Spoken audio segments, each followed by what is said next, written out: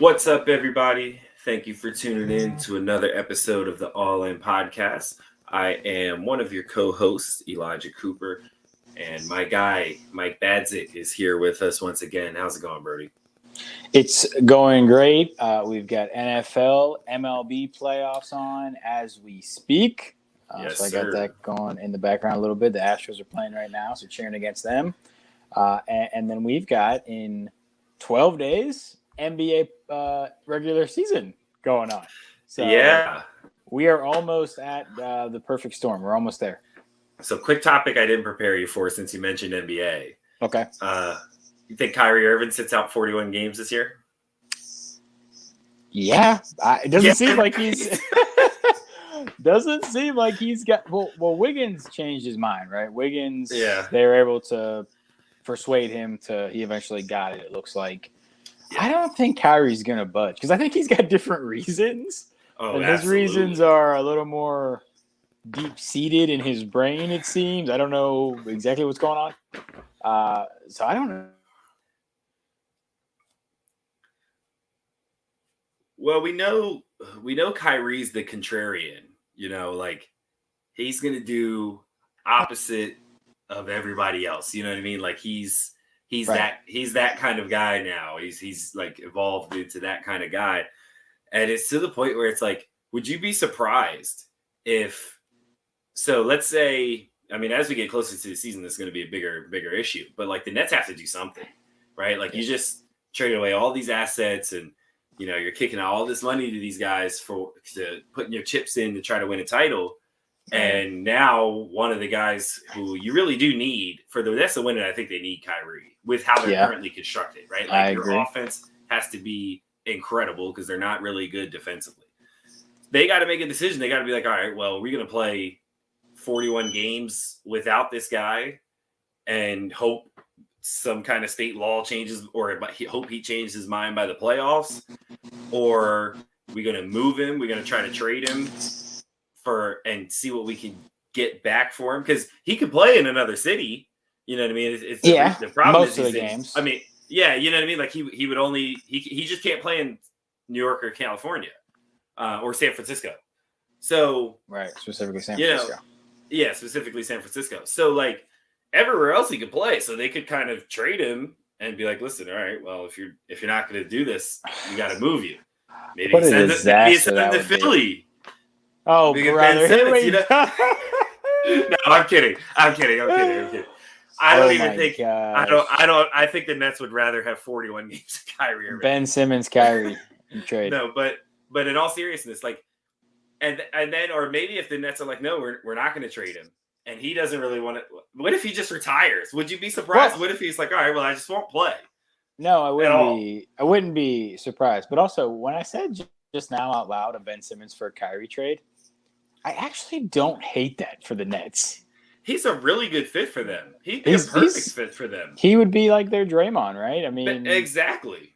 Play off the ball, Harden and KD, and play defense. Right, and Ben and James Harden pick and roll is intriguing to me. I think you create a lot of mismatch. He's a lob threat, excellent defender. He'd immediately be your best defender at all positions on the floor. Wow, and Kyrie and Embiid would be a great duo. I think they're the perfect pair together as well.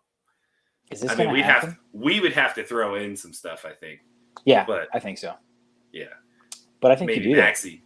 But yeah. Wow, that was out of nowhere. I kind of like it though. You know what? Make the call. Where's let me get Doc on the phone. Daryl. Oh, Daryl. Right. Yeah. Daryl. All right. So let's get into some NFL talk because we're deep into the NFL season now. 4 weeks in, which used to be a quarter of the way through. Now it's like correct 0.23 or Can I for 1 second? Second, I absolutely hate that it's a 17-game season. I absolutely hate it. I don't understand it. Why 17? Wow. Why not 18? I mean, the money. No, I mean, like, why not 18? That's what they can get the players to agree to. But true. It's like, I just hate that it's an odd number. Yeah, that is weird to me.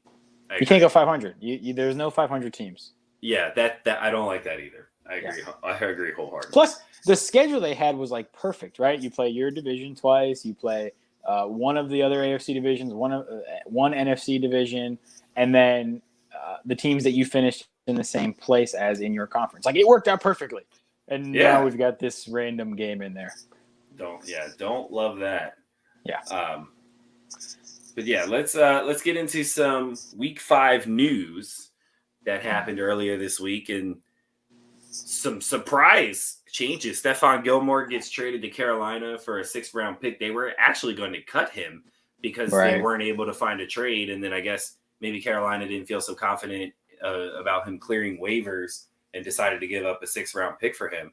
Carolina has now added CJ Henderson from the Jags. They just traded Dan Arnold for him the week prior. And now Stephon Gilmore, who, for those who don't know, is on the PUP list. He can't come back until week 6. Mm-hmm.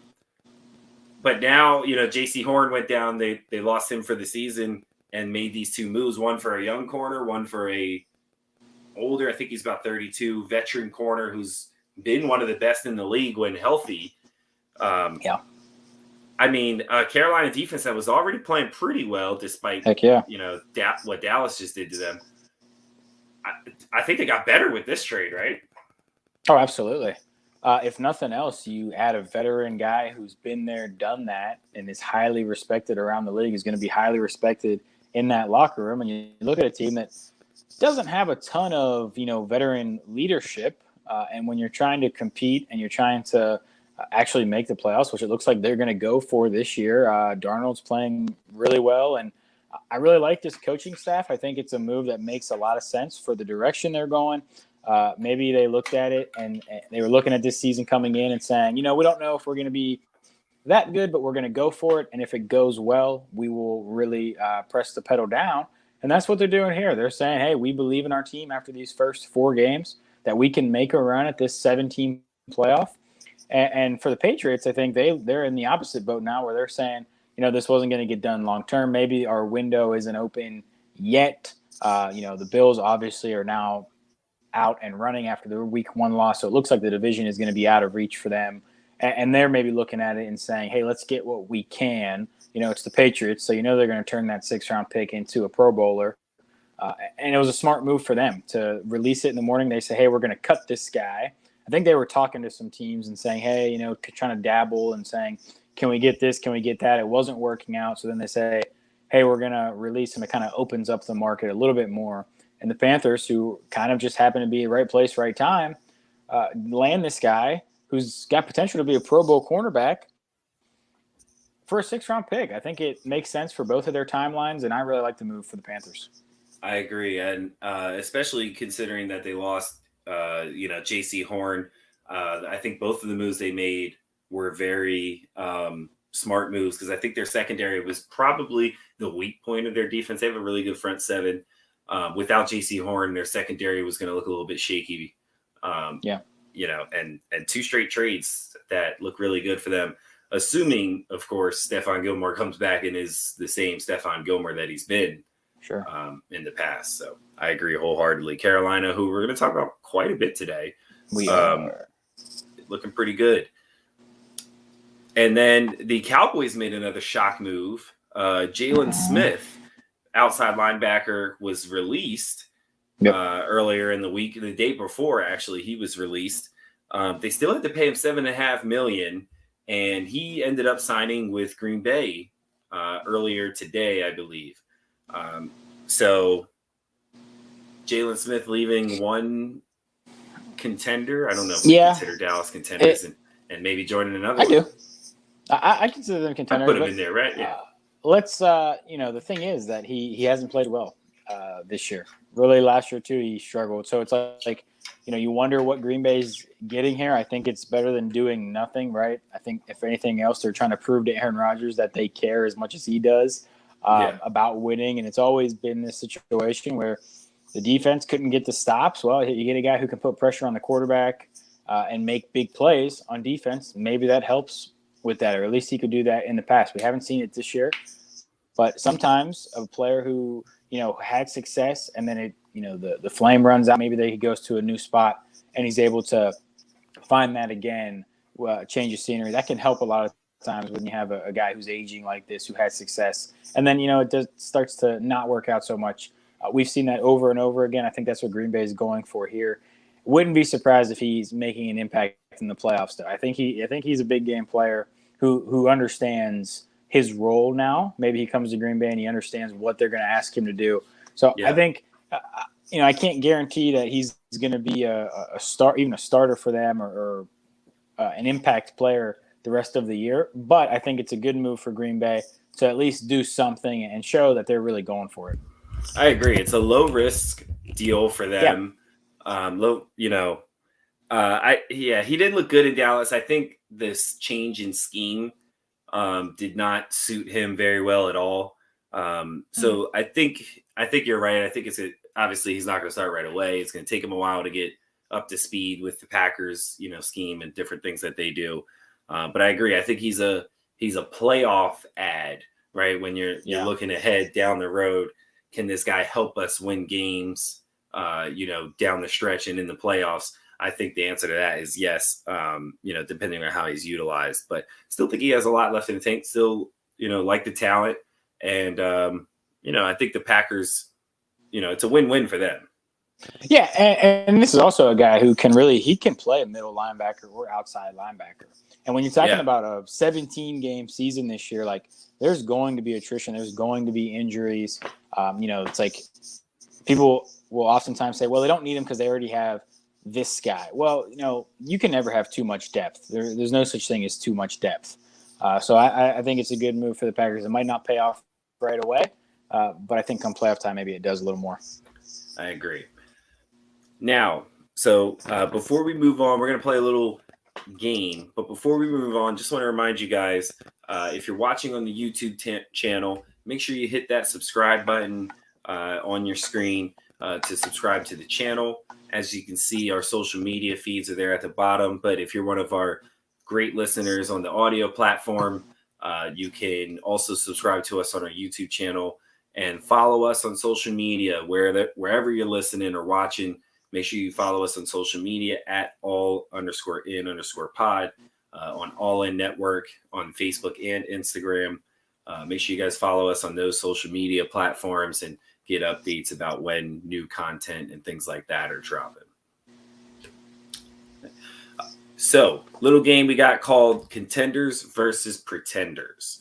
So we're going to give 6 teams here that are 3-1 or better as contenders to win their divisions. Are they contenders to win their divisions? Do we believe in them to win that specific division is what we're referring to when we say contender.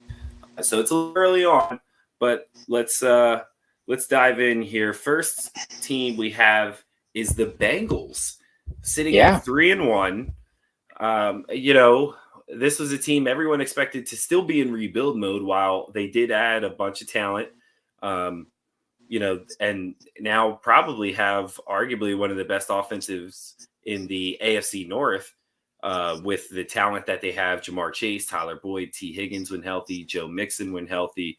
They did a little bit to fix up their offensive line, which looks a little bit better now. Not great, but better. Tough division in the AFC North with the Browns and the Ravens. Do you believe in the Bengals being a contender in this division? No. Nope, I do not, and I will hold out on them for the same amount of time that I held out on the Browns. The Bengals are going to be the Bengals for a little bit longer, I think.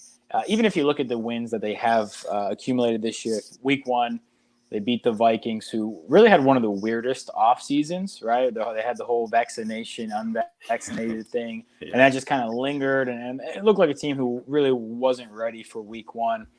They barely beat a really bad, unorganized Jacksonville team. Took a game-winning field goal to do that at home. And then they beat a Steelers team who also appears to be a mess right now. And they're not even getting brought up in this contender-pretender discussion because I think we're both in agreement that it's not looking good for them. So I'm a little dubious of their wins so far. I do think that the offense has improved. I do think that Joe Burrow and Jamar Chase is a great connection, and we were kind of criticizing that pick when it happened, thinking that they should have taken an offensive lineman to protect him. But they were able to add some pieces, and it's a little bit better blocking this year. Jamar Chase looks great. Tyler Boyd, they've got weapons. Even T. Higgins, who's been injured a little bit. So I do like the strides they're making, but I'm not ready to call them contenders yet. Yeah, me neither. They're like the definition of pretenders. I think long term, obviously, this team has tremendous upside with that offense. So, I still think they're a few years away. Like you mentioned, weak schedule so far, only 2 wins combined amongst the 3 teams that they've beaten. So, yeah, I'm not really in on the Bengals just yet. And also, they lost to the Bears when Andy Dalton was hurt, and the Bears offense is just bad. So, that's a bad loss in my opinion. So sitting at 3-1, great start, and obviously love the Jamar Chase and Joe Burrow connection. Still, I think their offensive line needs to get better. That defense needs to get better. So holding out on them. They got a tough one against the Packers this week, which will tell us a lot more about them. For sure. But for this year, I'm going to put them in the pretender category as well. So let's move on to the Broncos, who are sitting at 3-1, coming off a tough loss to the Ravens. They got a matchup with the Steelers this week. Teddy Bridgewater, questionable rolling into week 5. How are you feeling about the Broncos? Which category are we putting them in? This one's maybe the toughest one for me to decide because I actually do like this Bronco team. I like Teddy Two Gloves when he's out there. I don't like Drew Lock, so if it's Drew Lock, they're in trouble. But I do like this defense a lot too with Bradley Chubb and Von Miller on the outside. Like that's a really formidable defense. The home field advantage that they have at Mile High, really gets overlooked sometimes, but it is actually a huge factor. But similar to the Bengals, look at that teams they've beaten so far. Not exactly a gauntlet of wins for them when you talk about the Giants, the Jets. It hasn't been, and I think the Jaguars were the other one. So 3 wins against, 3 of the 5 worst teams in the league, probably we'd agree. And they lose that game to Baltimore. Now, if they beat the Steelers, and granted, the Steelers are not considered to be one of these, they're not even in the top half of the league either. But if they're able to win in Pittsburgh, that's a little bit more of a win where you say, okay, good team wins that game. And then maybe we start to consider them at 4-1, an actual contender in this division. But for right now, I'm going for tender. But I think it's close. I like this team. I agree. They do 2 things that generally breed wins. They run the ball well and they defend. And Teddy Bridgewater has been very good to start the year. He's never a guy that really, is going to be the leader of a super high-powered offense, but he's going to be the leader of an efficient one. He doesn't make mistakes. He takes care of the football, and he moves the chains. And that's, really all you can really ask from someone like him. So, I really do like the Broncos team, but I am also putting them in the pretenders category.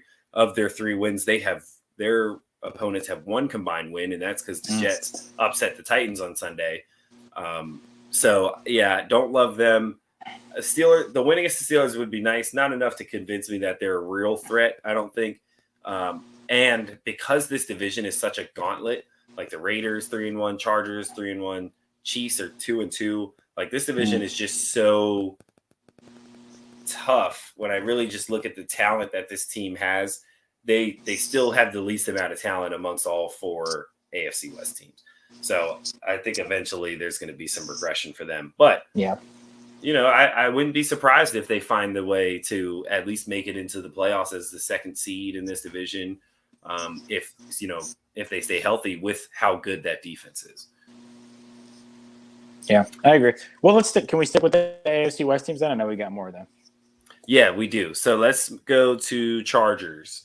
Got a big win against the Raiders Monday night. How you feeling about the Chargers? Contenders. Like this Charger team a lot. Herbert. So obviously they've beaten the Chiefs now, which is a huge one. On the road, they beat the Chiefs. So that's going to be huge when it comes down to these tiebreakers and things. So Justin Herbert. Like when we look at Justin Herbert in 10 years, is he going to be like a top 2 quarterback? Is it him and Mahomes? Like I don't know what young quarterback is going to be better than him. And then you've got the fact that the Dolphins took Tua over him, and Yeah. they're about to potentially trade for Deshaun Watson, who's going to spend a year in jail. Like, how bad of a decision is that? Like, where does that rank? Are we looking at that? Like, Herbert is unbelievable. He looks like a future MVP to me.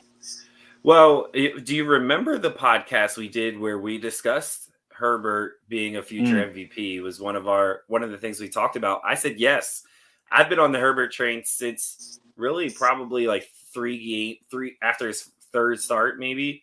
I've been bought in because he's got everything. He's got the arm talent. He's mobile, can move. He reads defense as well. The guy's good. He doesn't make mistakes. He doesn't turn the ball over.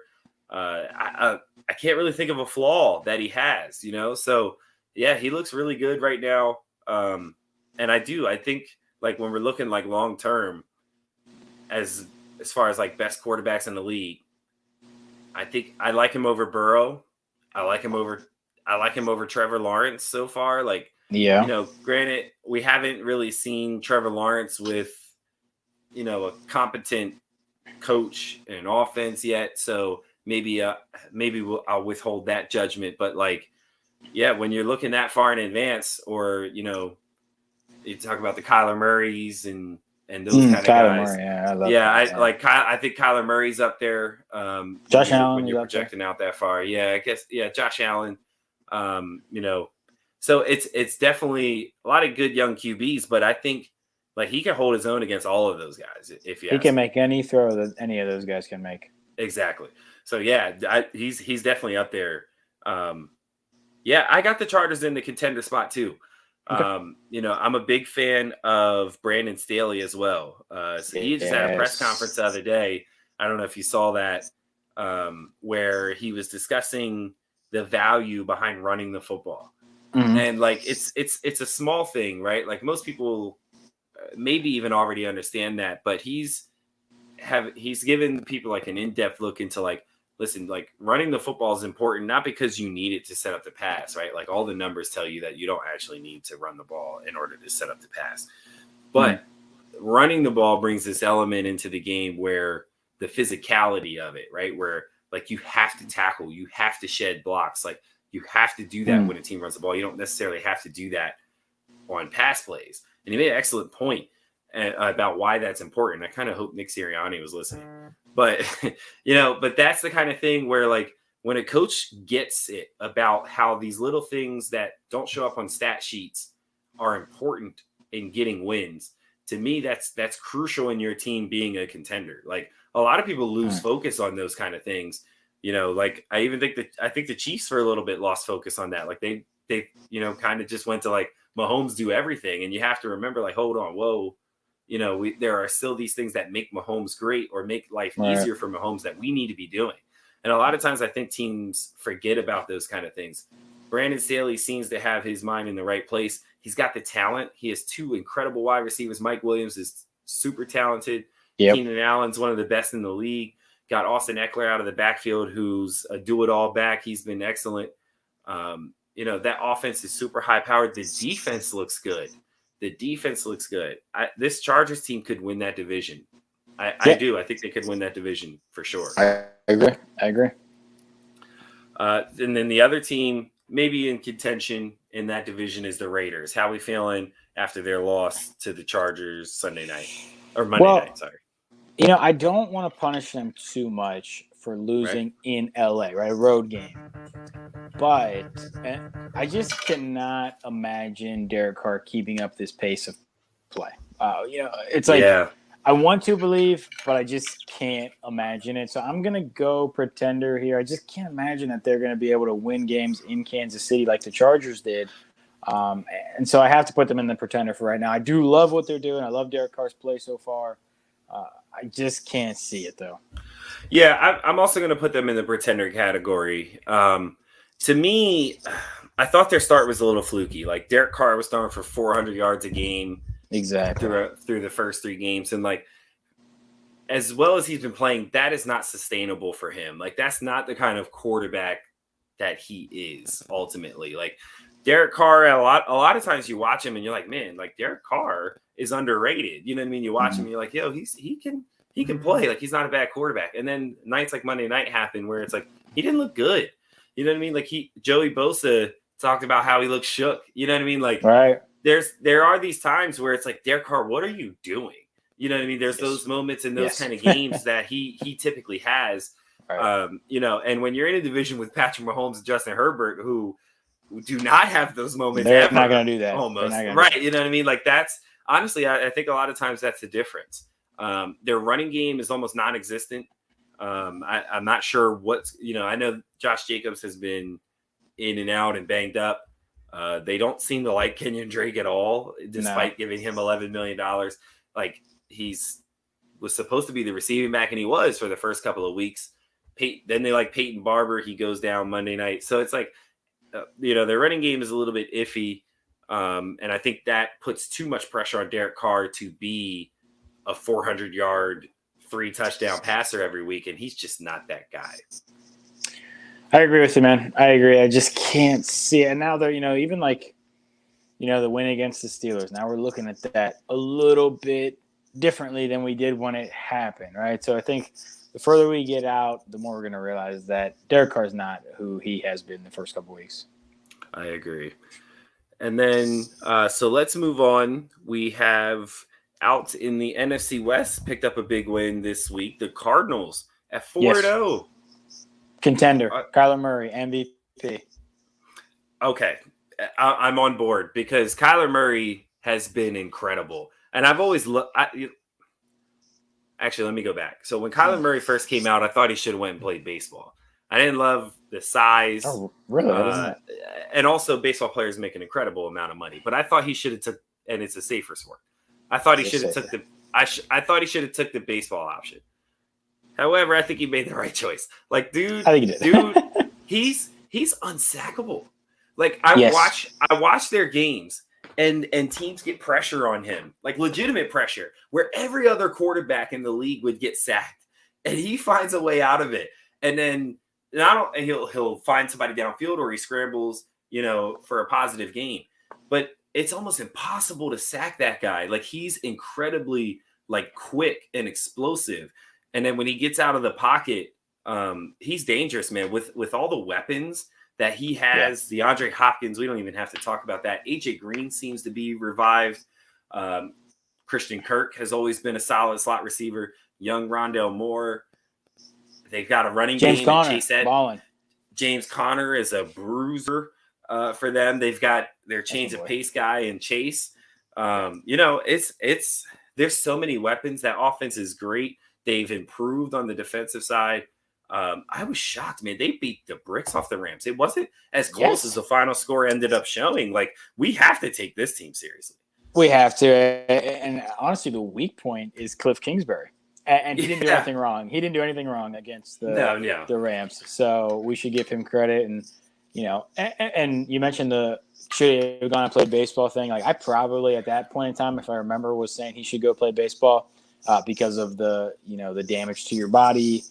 But the bet he took was there is no celebrity like an NFL quarterback, a really good NFL quarterback, you know, minus LeBron James. That's really the only basketball player who compares to NFL quarterback. And he's done it so far. And he's on pace to, you know, he's the favorite for MVP right now. I wouldn't bet against him. I would not bet against him either. And then our final contender that we're going to talk about is a team we kind of discussed, which is Carolina, sitting at 3-1, coming off a tough loss against the Cowboys, but they play my Eagles this week. How are we feeling about the Panthers? Contenders in an NFC South division with the Bucs? So my brain is telling me pretender because we haven't seen teams do this type of a flip to, you know, go from, I think they're like 5-11 or 5-11 to going and winning their division, especially when that division includes the Super Bowl champion in Tampa Bay. But I think they're going to beat your Eagles, which is going to make them 4-1. And then we're looking at a team where we're like 4-1. That's actually really good. It's hard not to call them a contender. Darnold has done pretty much everything he can so far. right? I know he's a little bit limited, but he's been really good. I like Matt Rule a lot. I like their coaching staff. And now they add Gilmore, like we talked about at the top of the show. I think that this is a team that, if nothing else, they're going to be in every game. I don't think anybody's walking all over them or not going to take them seriously when they go play them. So I think I have to call them a contender right now. This might be the only one we disagree on. So I'm still putting them in the pretender category. Okay. And the only reason is because, honestly, if the Bucks weren't in this division, I think I'd probably put them in the contender category, obviously. But listen, Sam Darnold's been great, but he's leading the league in rushing touchdowns. That's probably not sustainable. DJ Moore is carrying a heavy load, and I've always liked the talent of DJ Moore. Don't get me wrong. I always love the talent. I'm not sure his production is sustainable. They're definitely going to have to get Robbie Anderson more involved. Christian McCaffrey could be back this week. Of course, he would come back against the Eagles. But, even if he doesn't, you're still even looking at like week 6, week 7, as his comeback date, which is good. Like that, that's definitely something you'd want if you're trying to make the playoffs. I think they made some excellent trades to make themselves, more contenders. I don't see a path where they win more games than the Bucks, and that's really the only reason I have them in the pretenders category here. But definitely a playoff team, I think. Yeah, well, let me just say I don't expect them to win the division. I don't expect the Chargers to win the division either. But yeah, I'm with you. It's really hard to pick against the Bucks. Yeah, so it's like, I mean, could they? I think so. Because I'm not sure how serious the Bucks are going to care about winning the division. Like, the Bucks might be in a mood where it's like, just make the playoffs and then we do what we have to do from there. But, it is, I like the Panthers, but, let's look at their wins. Texans, Saints, who we thought was an impressive win.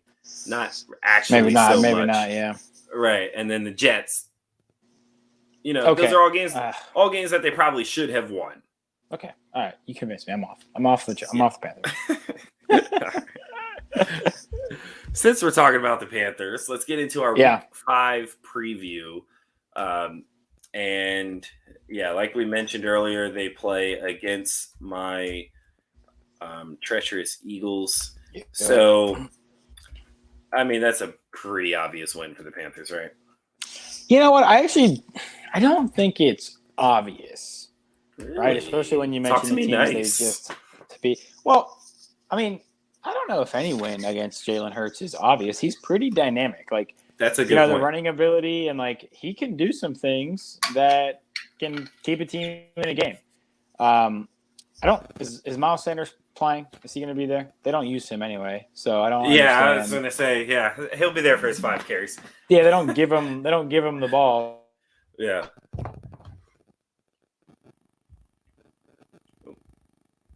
All right, looks like we lost Mike for a brief second here.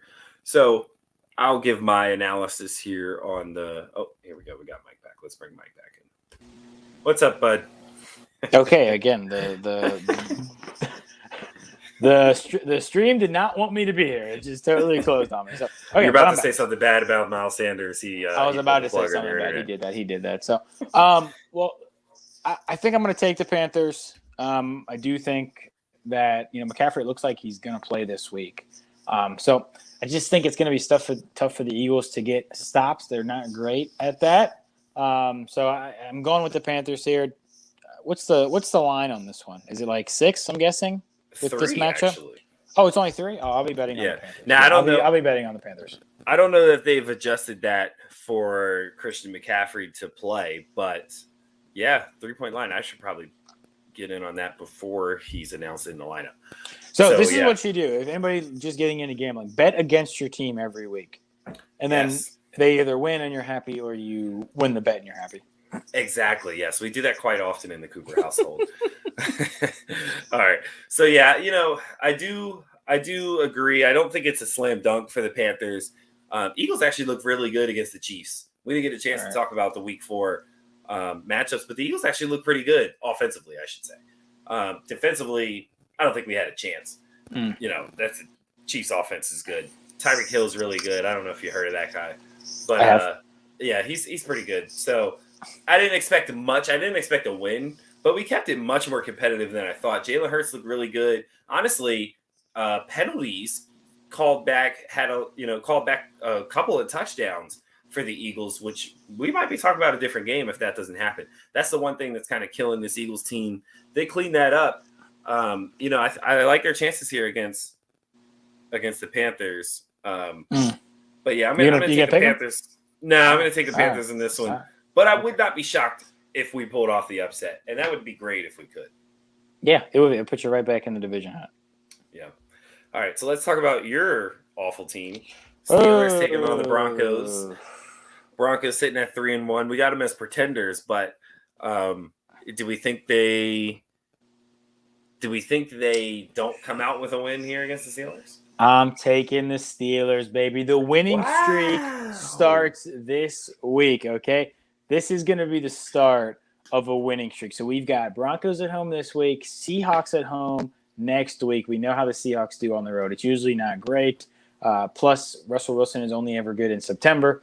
And then we got the big one in Cleveland. If we get through that one, which I think we will because we own Cleveland and Ben never loses in Ohio, then we got the Bears at home, Lions at home. The winning streak is starting this week. And 5 weeks from now, we're going to be talking about the Steelers as potentially the best team in the AFC.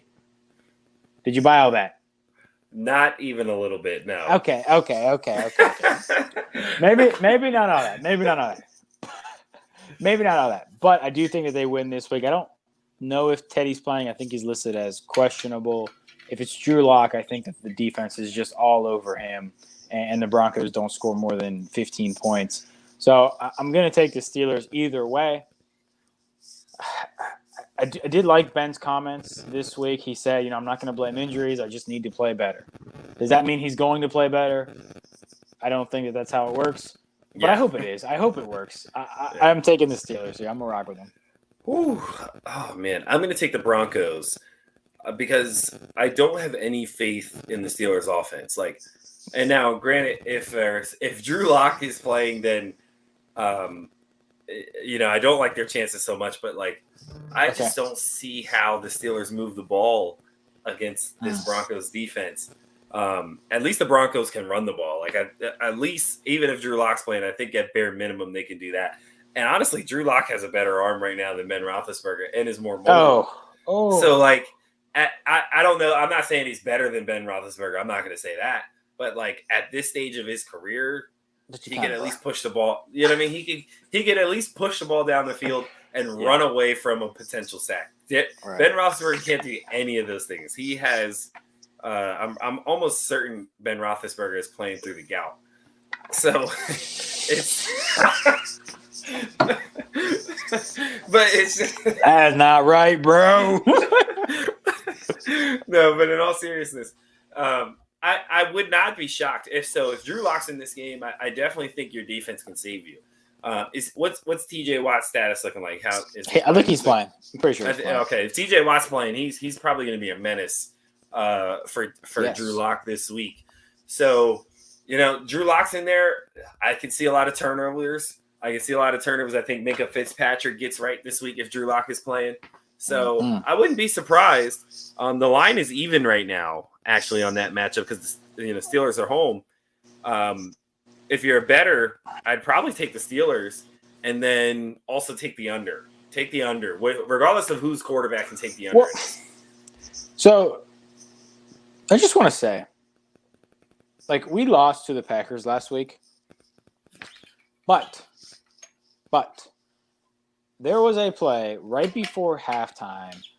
The Steelers blocked the field goal and took it to the house. They called offsides. He was not offsides. It was a perfect jump. It was a perfect jump. He was not offsides. And if they let that go, we're talking about a completely different game. Suddenly, we're leading at halftime. Actually, it's 17-14. We're leading at halftime. And we're probably going to lose anyway. But I'm not sure we're talking about the Steelers the same way that we are right now. I'm not sure. I'm not sure that the Steelers are totally done yet. That's a solid point. I'm not gonna lie, it's a solid point. This one's a toss up though. So all right, Yeah, so I we're think on it's opposite ends. We're on opposite ends of this one, okay. Steelers and Broncos. Um, yeah, let's move on to our third preview. 2-3-1 teams. Yep. Browns and Chargers. Yeah. Head to head this week. Some news came out about Baker actually partially tore his labrum in his non-throwing shoulder, but he's going to play through it for the rest of the year. They got Odell Beckham Jr. back, which is a good sign for them. Who you like in this one? Browns on the road. Yep. In Los Angeles. So this is another one. Tough thing about picking these games on. This is Thursday for us, so tough thing about that is we don't know exactly who's playing and who's not. Myles Garrett is questionable. Yeah. Unsure if he's going to play. If he does play, it's going to be really tough for the Chargers to move the ball. But I'm going to take the Chargers here, and Baker. You mentioned it. He's the reason why. I still do not think that he makes the throws. He's not that good. Like, he's just not that good. They're great at running the ball. They're amazing at running the ball. And their defense now is suddenly one of the best in the leagues. It's like funny. Like, when they drafted Baker is when everything changed. But it's for every reason besides Baker that everything changed. The running game is now unbelievable. The defense is now unbelievable. And they kind of win, I don't want to say despite Baker, but it's certainly not because of Baker. So I'm going to take the Chargers here. I actually think Herbert will make some throws that Baker just cannot. And at home in LA, I like this Chargers team a lot. I'm going to go with that. I also agree. I like the Chargers in this one. At home, Browns going cross country. It's always tough. As great as their defense has looked, I agree again that Myles Garrett will play a major factor in whether they win this game. I'm not in on Baker either. Someone on ESPN, I forget who it was. I saw the clip before we started recording today. Said that Baker's the most replaceable quarterback in the NFL, and I think that's like the perfect way to describe him. He is.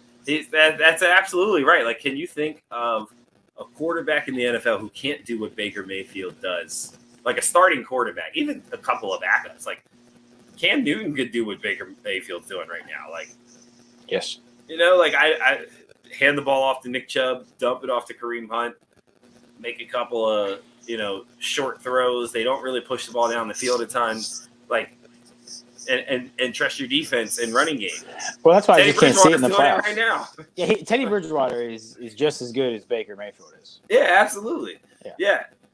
So I agree wholeheartedly there on your assessment. But yeah, the Chargers being home is honestly what puts me over the edge here.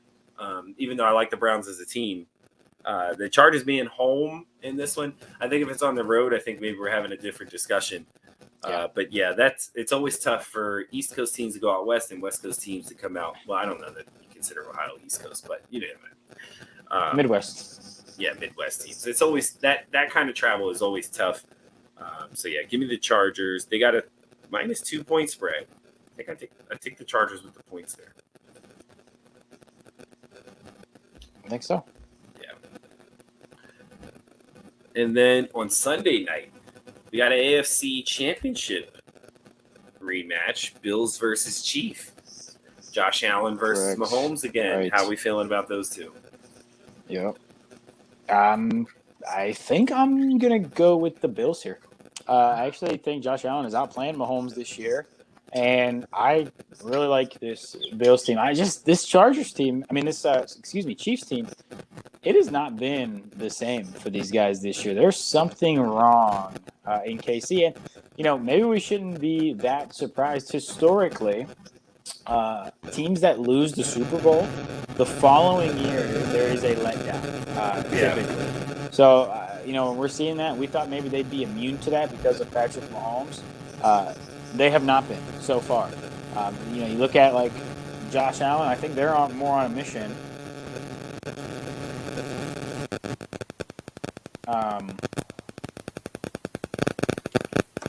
This year, but the Chiefs, like Mahomes, there hasn't been the protection that he needs so far. There's been a regression clearly from the defense. The offensive line has had so much turnover that I'm sure that is an issue.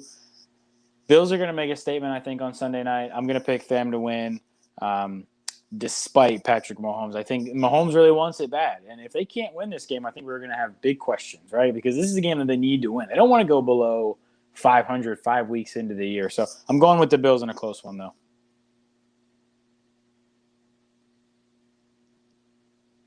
Can't hear you, boss. Sorry about that. Yeah, I agree with you, man. This is going to be a close one. And it's a toss-up for me. I think I'm going to go with the Bills right now. I think if the game happened later in the season, I'd have more confidence in KC. But I'm going to go with the Bills as well.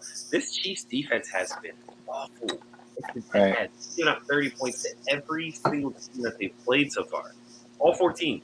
Even the Eagles, who look right against the Cowboys, and the week after they put up 30 on the Chiefs. So or I'm sorry, the Browns had 29. But you get my point. You know what I mean?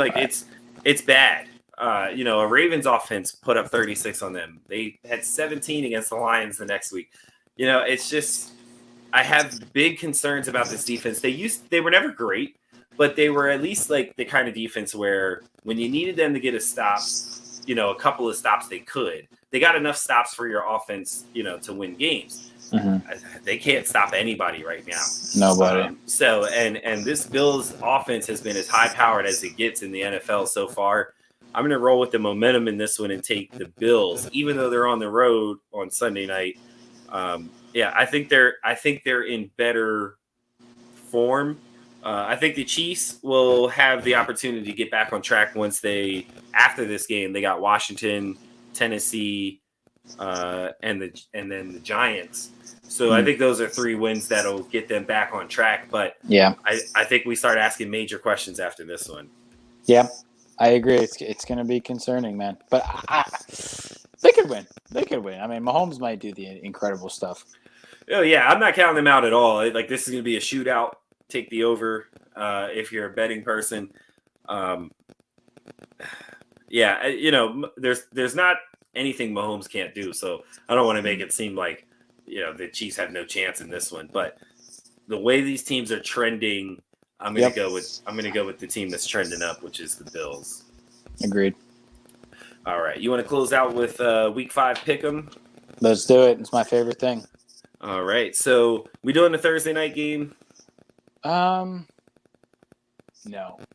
Okay, we'll skip Thursday night because most of you guys will probably be listening or watching after that game. So we have early morning on Sunday out in London, Jets versus Falcons. No Calvin Ridley or Russell Gage. Who you got? Give me the Jets. Dude, Zach Wilson was balling last week. I'm also going to take the Jets here as well. No Calvin Ridley. I wonder if Kyle Pitts finally gets it going since Matt Ryan won't have anyone to throw it to. Either that or Cordell Patterson will score 5 touchdowns this week. We'll see. Packers, Bengals, both teams sitting at 3-1. We briefly talked about the Bengals earlier. Who you got? I think the Packers win it, but it's going to be close. I do think it's going to be close. I'll take the Packers. I agree. I'm going to take the Packers there. Lions versus Vikings. Vikings must-win game. I think that they handle business. I also am going to take the Vikings there. We did Broncos versus Steelers. So how about Dolphins versus Bucks? I'll take the Bucks here. Just can't see Miami winning on the road against these guys. Not with Jacoby Brissett. Tua for that. Or Tua, yeah. Washington football team and New Orleans Saints both sitting at 2-2. I'm going to take the Washington football team here, and then I expect in Week 6 Taysom Hill to be named the starting quarterback for the Saints. That's why I picked him up in fantasy this week to get ahead of it. Nice. Oh, you're a smart guy sometimes, man. I'm going to take Washington too. They actually looked pretty good last week. Granted, it's against the Falcons. Yeah. But, Heineke's not that bad. Heineke, that baby. bad. Like, the guy's got guts. I kind of like him. So, I'm going to take Washington as well. Titans versus Jags. Titans. The Jags are kind of a mess right now. Yeah, and the Titans are as well. But not as big a mess. I think they need a bounce The back. Titans grind to a win in Jacksonville. Yes, absolutely. Okay, let's talk about this real quick. Okay. What is Urban Meyer doing? You know what, though? Like, I saw this thing, and it was like, the owner was like, Urban Meyer must regain the trust of his players. Like, you think his players give a shit?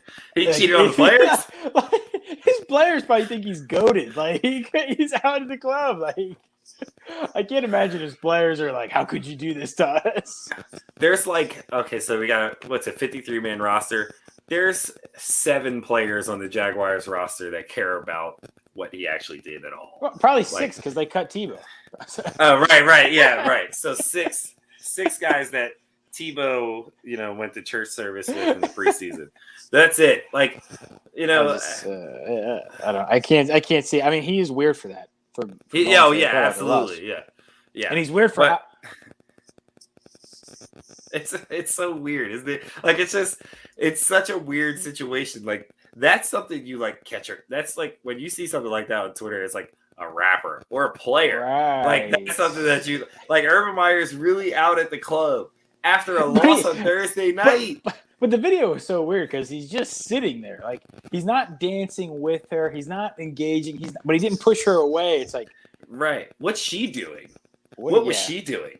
Like, why are you? He's sitting down. What's happening here? I don't know. So was just another group message. We were talking about how many college girls has Urban Meyer ever hooked up with, and I set the line at 1.5 because it's like he either has never done it, or he's done it once and then got caught and said I'm never doing it again, or he's done it 50 times. Right. I think I'm going under based on the video. So I'm going over.